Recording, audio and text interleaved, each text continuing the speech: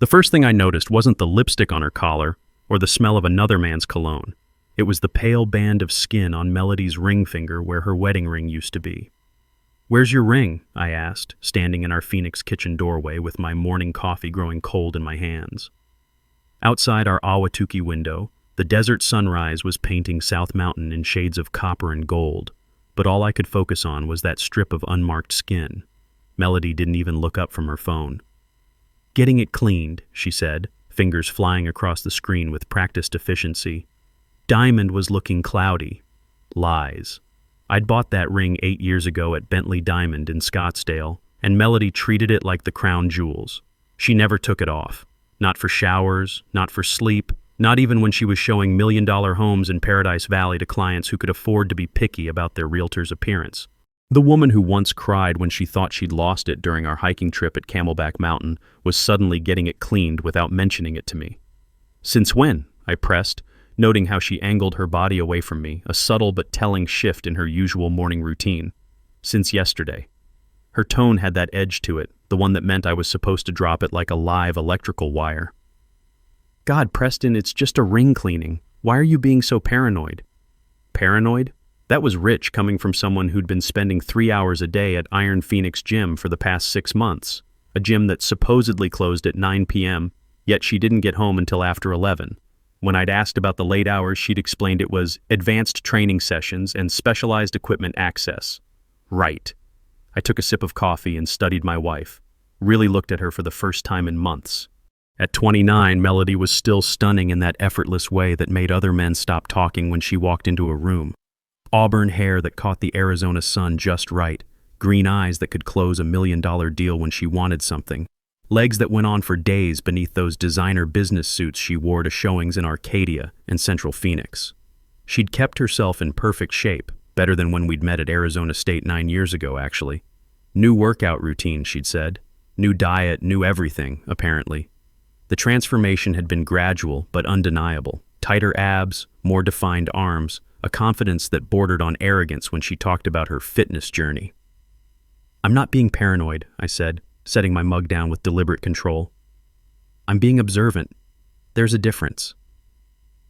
She finally looked up from her phone, and for just a second I saw something flicker across her face. Guilt. Fear. Something that looked almost like pity. Then it was gone, replaced by that practiced smile she'd been giving me more and more lately, the one that never quite reached her eyes. "Preston, honey, you're working too much." She stood and walked over, placing a perfectly manicured hand on my chest, right over the Phoenix Electric logo embroidered on my work shirt. "All those electrical jobs are making you stressed. The heat, the long hours, crawling through those cramped attic spaces in these new Toll Brothers developments, it's taking a toll." She wasn't wrong about the work. Business had been booming since moving to Phoenix 5 years ago. The city was exploding with new construction, and skilled electricians were in high demand. I was pulling in $58,000 a year now, good money for a guy who'd started out making $12 an hour as an apprentice in Tucson. But the work was physical, demanding, and the desert heat made every job site feel like working inside an oven. "Maybe we should plan a vacation," Melody continued, her fingers tracing the outline of my chest pocket. "Get away from everything. Sedona, maybe. Or that resort in Scottsdale you mentioned." Everything? Like our marriage was just another stressor to escape from, another item on her endless to-do list of problems to solve. "Maybe," I said, but I was already thinking about my brother Tanner. Tanner Walsh, ex-Phoenix PD turned private investigator, who ran a small office above Murphy's Pawn Shop on Van Buren Street downtown. Tanner, who'd always said Melody was too ambitious for her own good, too hungry for things that $58,000 a year couldn't buy. Maybe it was time to find out just how right he'd been. That afternoon, I swung by Melody's BMW while she was inside showing a sprawling ranch house to clients in the Biltmore area. Just a quick look, I told myself, just to put my mind at ease. The car was parked in the circular driveway of a $2.3 million property, gleaming white against the perfectly manicured desert landscaping. But when I opened the glove compartment, looking for the registration after noticing her inspection was overdue, I found something else entirely. A burner phone. Black, cheap, the kind you'd buy with cash at a Circle K or Quick Trip. Not Verizon like our family plan, not even close. The screen was cracked slightly, like it had been dropped and hastily picked up. The recent call log showed dozens of calls to and from the same number, some lasting over an hour. Some as recent as this morning, while I'd been rewiring a kitchen in Tempe. The contact was saved simply as B. I stared at that phone, my electrician's hands trembling slightly as the implications hit me like 220 volts through wet copper. The missing ring, the late nights, the new lingerie I'd glimpsed in the laundry that definitely hadn't been worn for me. Victoria's Secret tags still attached, sizes that seemed designed for someone else's viewing pleasure. The way she'd started doing her makeup differently, more dramatic, like she was performing for an audience I wasn't part of. My own phone buzzed against my hip. A text from Melody, sent from her regular iPhone. Closing went amazing, celebrating with the girls at the Phoenician tonight. Don't wait up. Love you. Love you. 2 words that used to make my chest warm with contentment, that used to be the foundation everything else was built on. Now they felt like a lie wrapped in a bow, pretty packaging around something rotten. I put the burner phone back exactly where I'd found it, making sure the angle matched perfectly. Then I pulled out my own phone, scrolled to Tanner's number, and made the call that would change everything. Walsh Investigations. Tanner's gruff voice answered on the second ring, professional despite the family connection. It's me, I said, looking back at the house where my wife was probably charming another wealthy client, spinning dreams about desert living and investment potential. I need to talk. Preston, what's wrong? You sound like hell warmed over. Can you meet me at Murphy's? I think Melody's cheating on me. The silence stretched long enough that I wondered if the call had dropped. Then, I'll put the coffee on. How soon can you be here? 20 minutes later, I was sitting in Tanner's cluttered office above the pawn shop, staring at photos of cheating spouses and missing persons while my brother poured 2 cups of coffee that could strip paint off a Chevy. The office smelled like cigarettes and disappointment, with a window air conditioner fighting a losing battle against the Phoenix heat. Tell me everything, Tanner said, settling his bulk into the chair across from me. At 38, Tanner looked like what I'd probably look like in a few years if I kept working construction and stopped caring about my appearance. Thick around the middle, graying at the temples, permanent 5 o'clock shadow that suggested he shaved about as often as he cleaned his office. But his eyes were sharp, cop's eyes that had seen enough human wreckage to recognize the signs. I told him about the ring, the burner phone, the late nights at a gym that seemed to have very flexible closing hours, about how Melody had become a stranger in her own house, how she looked through me instead of at me, how she'd started talking about personal growth and finding herself like she was reading from a self-help book. She's been different since she started working the luxury market, I continued, watching Tanner make notes on a yellow legal pad. Ever since she got in that listing in Paradise Valley, the $4.2 million property with the infinity pool, suddenly she's talking about elevating her brand and networking with high net worth individuals. Tanner looked up from his notes. That's when the gym membership started? Pretty much. Said she needed to look the part for luxury clients. I thought it made sense. You know how image-conscious those Scottsdale types can be. And the trainer? Bryce Coleman, owns Iron Phoenix Gym on Indian School Road.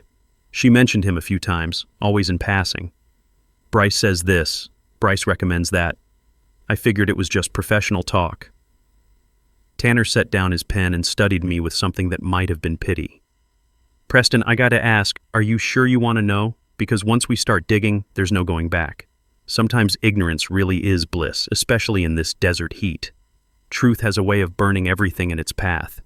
The question hit me like a gut punch. Was I sure? Part of me wanted to walk out of that dingy office, go home to our house in Ahwatukee, and pretend everything was normal. Keep living the lie, keep playing the role of the devoted husband while my wife played house with her personal trainer. But I'd been an electrician long enough to know that ignoring a short circuit doesn't make it go away. It just means the fire starts somewhere you can't see it. I'm sure, I said, though my stomach was churning like a cement mixer. I can't live like this, wondering, making excuses for her. I need to know. Tanner nodded slowly, the movement of a man who'd had this conversation hundreds of times before. All right, give me a week. I'll put together a full surveillance package, photos, video, financial records if I can get them. But Preston, if she's cheating and we get proof, what are you going to do about it? Good question. What was I going to do? Roll over and play dead like a good little husband? Beg her to come back to me? File for divorce and split everything down the middle while she rode off into the sunset with her muscle-bound boyfriend?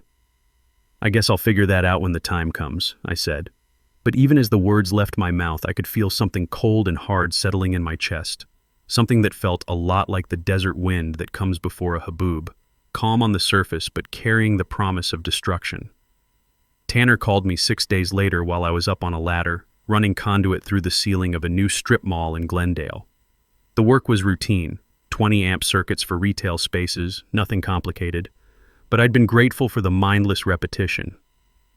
For the past week, I'd barely been able to concentrate on anything except the growing certainty that my marriage was over. "You need to see this," he said, his voice flat and professional in that way cops develop when they're about to deliver bad news.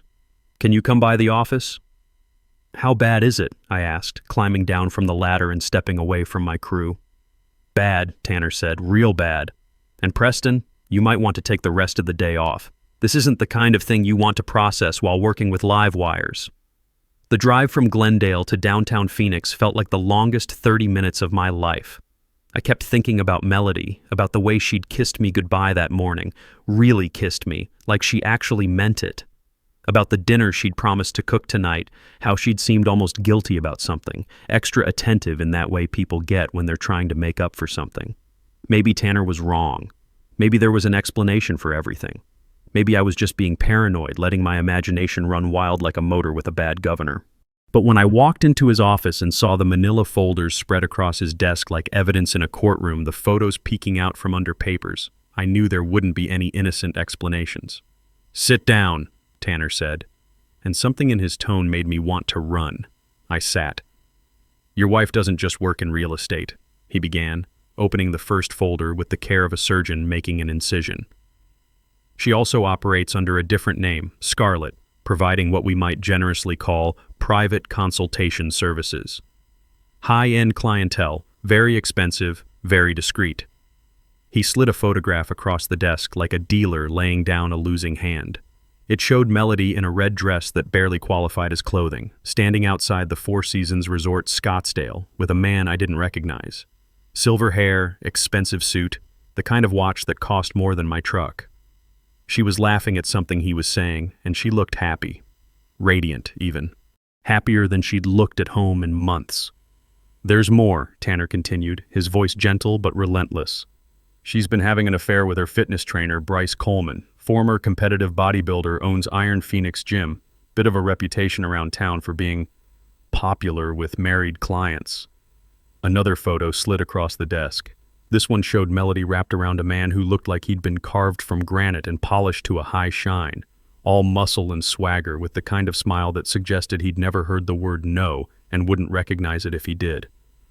They were coming out of the Riverside Resort in Tempe, and Melody was wearing the same outfit she'd told me she wore to a client showing in Fountain Hills. The timestamp on the photo showed 2:47 p.m. on a Tuesday when she'd texted me about being stuck in negotiations until after dinner. "How long?" I managed to ask, the words scraping out of my throat like gravel. "The affair? About 18 months, maybe longer. Preston, I'm sorry. I know this isn't what you wanted to hear." 18 months. A year and a half of lies, of coming home to kiss those lying lips, of making love to a woman who was thinking about someone else. I stared at the photos, trying to process what I was seeing. My wife, the woman who'd cried at our wedding when the minister talked about forsaking all others, who'd made me believe I was the luckiest electrician in Arizona, was living a completely separate life. "There's something else," Tanner said gently, pulling out a digital recorder that looked like it had seen better decades. "Last night she had a conversation with Coleman. We got it on audio." He pressed play, and suddenly Melody's voice filled the cramped office, clear as if she were sitting right next to me. "I'm going to tell Preston we need an open marriage. That modern relationships require evolution. That monogamy is an outdated social construct that limits personal growth." Bryce's voice came through next, deeper, amused. "And if he says no? Then I'll explain that I'm bringing you to the house anyway. If he can't handle it, he can find somewhere else to live. The mortgage is in both our names, but I make more money. Any lawyer will tell him he doesn't have much leverage." The blood in my veins turned to liquid nitrogen. She's planning to bring him to our house? I asked, my voice barely above a whisper. Tanner nodded grimly. Gets worse. She's been telling people you two are having problems, that you're controlling and won't give her space to grow. Setting up the narrative for when she makes her move. What kind of narrative? The kind where she's the victim of an oppressive husband who can't handle her success. Where she's outgrown you financially and emotionally. Classic gaslighting setup, make you the bad guy for having reasonable expectations about fidelity. The cold thing in my chest was spreading, turning into something harder and more focused. This wasn't just betrayal. This was calculated destruction, planned with the same meticulous attention to detail she brought to her real estate contracts. Melody hadn't just cheated on me. She'd built an entire legal and social framework to justify it. What about his other clients? I asked, grasping for something, anything that might give me an advantage. The other married women? Tanner's expression shifted, and for the first time since I'd walked in, he looked almost cheerful. Now that's where things get interesting. See, I've been doing surveillance work in this city for 8 years now. I know a lot of faces, and I recognize quite a few of them coming and going from Iron Phoenix for what Coleman calls specialized personal training sessions. Ian Mias. He opened another folder, this one thick with photos and printouts that looked like they'd been compiled by someone with way too much time and a very expensive telephoto lens. City Councilman Brady Peterson's wife, Linda, Judge Palmer's daughter-in-law, Maria, that real estate developer Martinez's wife who's always in the Arizona Republic talking about family values and traditional marriage. Hell, even Pastor Pierce's wife from Desert Hills Methodist.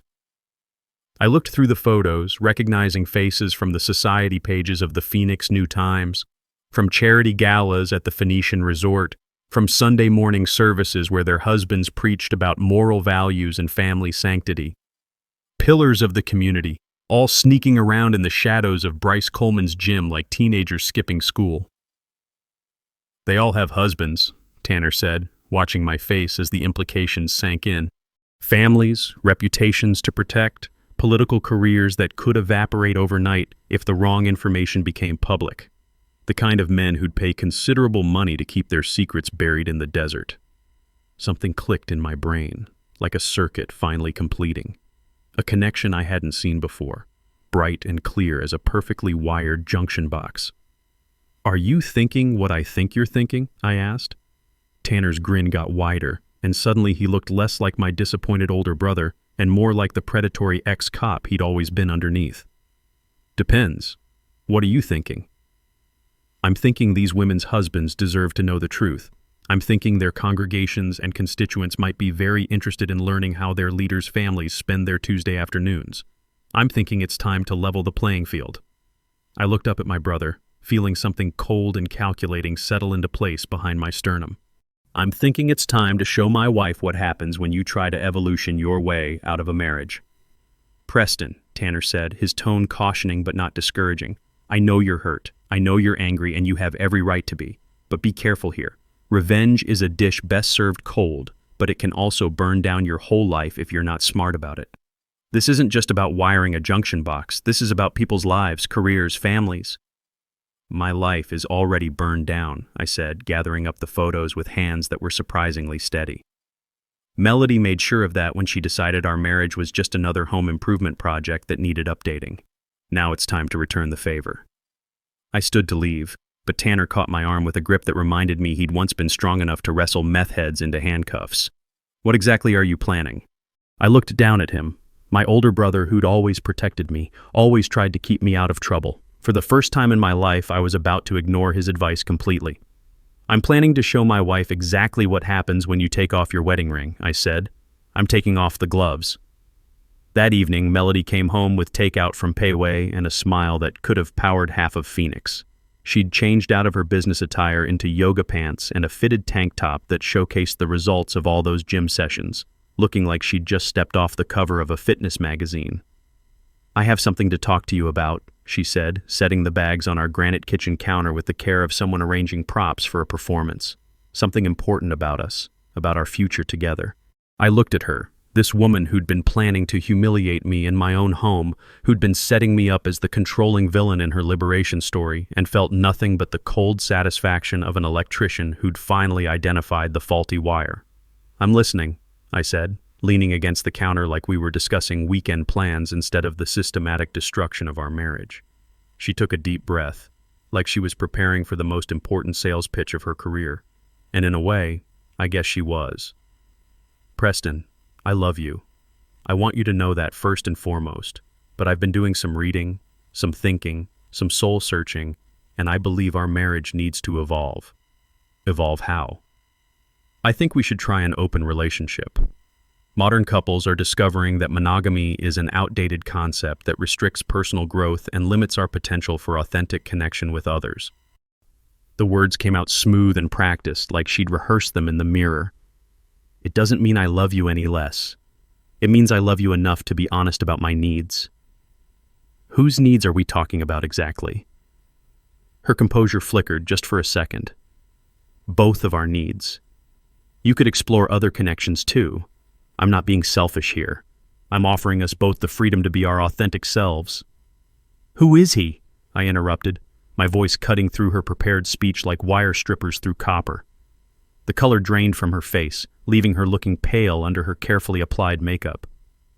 "Who is who?" "The man you want to bring into our house. The man you've been fucking for the past year and a half while I've been working 60-hour weeks to pay for this place." She stared at me for a long moment, her real estate agent's brain calculating options and exit strategies.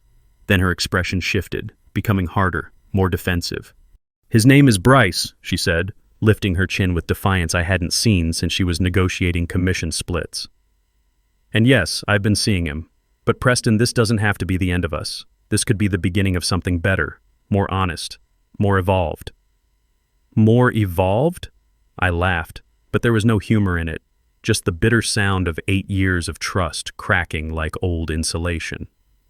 "You've been lying to me for 18 months, and you want to talk about evolution? I was protecting you, protecting us. I knew you wouldn't understand at first, that you'd need time to adjust to the concept. You're right.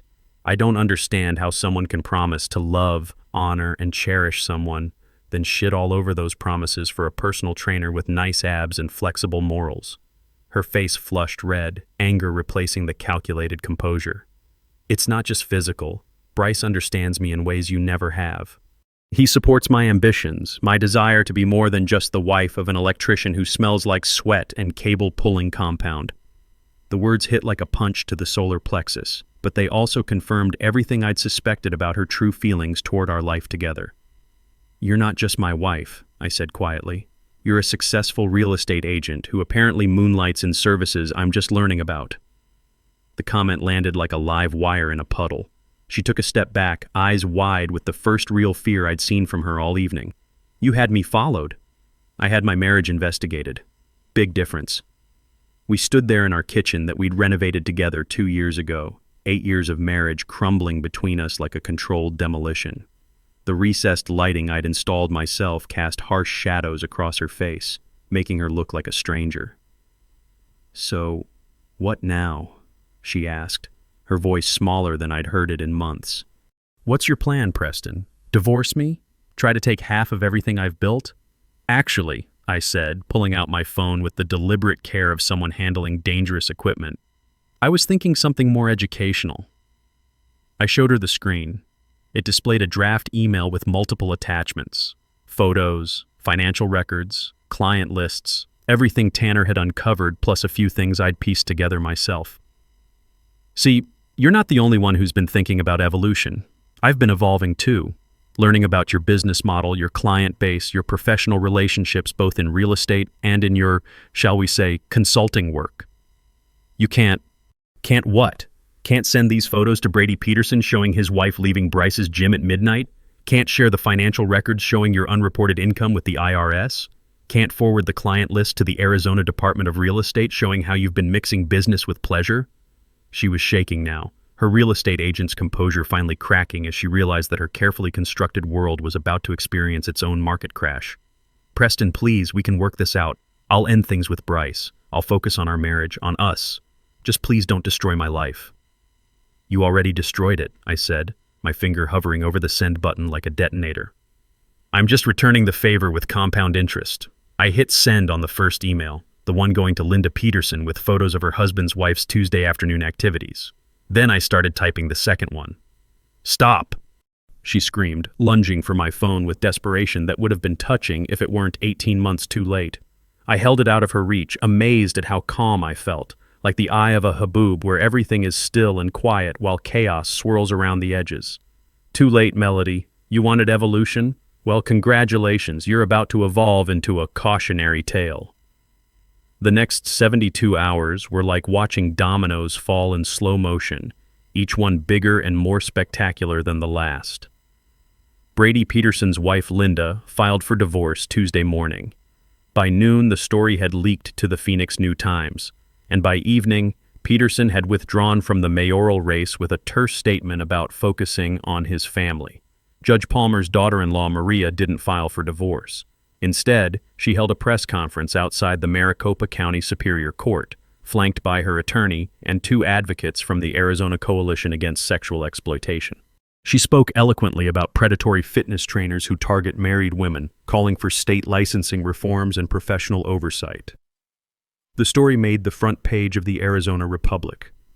Pastor Pierce's wife, Sarah, took a different approach entirely. She stood before the congregation at Desert Hills Methodist on Sunday morning, her voice steady but tears streaming down her face, publicly confessing her affair and asking for forgiveness. She spoke about the emptiness she'd been trying to fill, about how she'd lost her way and forgotten the values she'd once held sacred. The church board requested Pierce's resignation that afternoon, not for his wife's sins, but for his failure to recognize the spiritual crisis in his own home. But the crown jewel of the cascade was Melody herself. Her real estate license was suspended pending a Department of Real Estate investigation into complaints about mixing personal services with professional relationships. 3 major clients canceled their listings within 48 hours, spooked by the scandal. The brokerage she worked for, Pinnacle Properties, released a carefully worded statement distancing themselves from her personal conduct while expressing their commitment to the highest ethical standards. The Arizona Republic ran a follow-up story about the fitness industry scandal that rocked Phoenix's elite social circles, complete with sidebar articles about the lack of professional oversight for personal trainers and the vulnerability of isolated housewives seeking connection. Melody's photo ran alongside the article, not a professional headshot, but one of the surveillance photos showing her leaving the Riverside resort with a married client. By Thursday, Melody had moved out of our house and in with Bryce Coleman, who was facing his own cascade of professional problems. Iron Phoenix Gym's membership was hemorrhaging faster than a ruptured water main. His personal training certification was under review by the National Federation of Professional Trainers. The Arizona Board of Health had received anonymous complaints about unsanitary conditions and questionable business practices. His reputation, carefully built over years of Instagram posts and local fitness competitions, was in tatters. That's when she called me, sobbing like the world was ending. "Preston, you've destroyed everything," she said, her voice breaking between words. "My career, my business, my future, my reputation is ruined. I can't show my face at Starbucks without people staring. Was it worth it? Was destroying my life worth whatever satisfaction you got from your revenge?" I was sitting in my truck outside a job site in Chandler, having just finished upgrading the electrical panel in a strip mall. Honest work, clean work, work that helped people instead of tearing them down. The desert sunset was painting the mountains purple and gold, the same colors I'd fallen in love with when we moved to Arizona together. "You tell me," I said, watching a red-tailed hawk circle overhead. "You're the one who chose to throw away our marriage for a quick thrill with muscle-bound Johnny Bravo. I just made sure everyone else knew the truth about what they were dealing with." "I loved you," she sobbed, and for a moment she sounded like the woman I'd married instead of the stranger she'd become. "I never wanted to hurt you. I felt trapped, like I was disappearing into this life that was too small for who I wanted to become." "No, you loved the idea of having your cake and eating it too. You loved the security I provided while you played house with your boyfriend. You loved the respectability of marriage alongside the excitement of an affair. But you know what, Melody? Actions have consequences. You taught me that. What happens now?" "Now? Now you get to live with the choices you made, and I get to rebuild my life without a liar in it."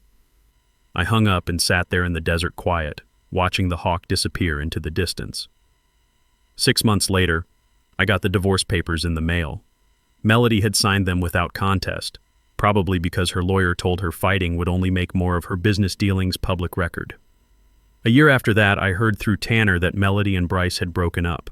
Apparently, when the money and excitement dried up, so did their grand love affair. She'd moved to California, trying to rebuild her real estate career under her maiden name in a market where nobody knew her story. Bryce had sold what was left of his gym and left town entirely, something about starting fresh in Colorado where the air was clean and the past couldn't follow. As for me, I bought a bigger house in North Phoenix, closer to the good job sites, with a workshop where I could work on side projects and a backyard where I could see the mountains. Started dating a kindergarten teacher named Sarah, who thought marriage meant exactly what it says in the vows, no evolution required. Sometimes people ask me if I regret how things went down, if I wish I'd handled it differently. If I could go back, would I have tried counseling instead? Would I have fought for our marriage instead of fighting against her lies? The truth is, I don't regret exposing the deception. I don't regret making sure the other husbands knew what was happening in their marriages. I don't regret refusing to be the villain in Melody's carefully crafted narrative of liberation and growth. The only thing I regret is that it took me so long to see what was right in front of me. That pale band of skin where her wedding ring used to be wasn't just the mark of missing jewelry, it was the mark of missing integrity, missing respect, missing love. And once you see that, once you really understand what you're dealing with, there's only one thing left to do. You take off your own gloves and you fight back. Not with violence or cruelty, but with the one weapon that can't be defended against, the truth. Because in the end, lies are like faulty wiring. They might work for a while, but eventually they short out and burn down everything they touch. The truth, on the other hand, is like a properly grounded circuit. It might shock you, but it'll never burn your house down. The truth doesn't just set you free, it shows you who you really are, and more importantly, who everyone else really is too.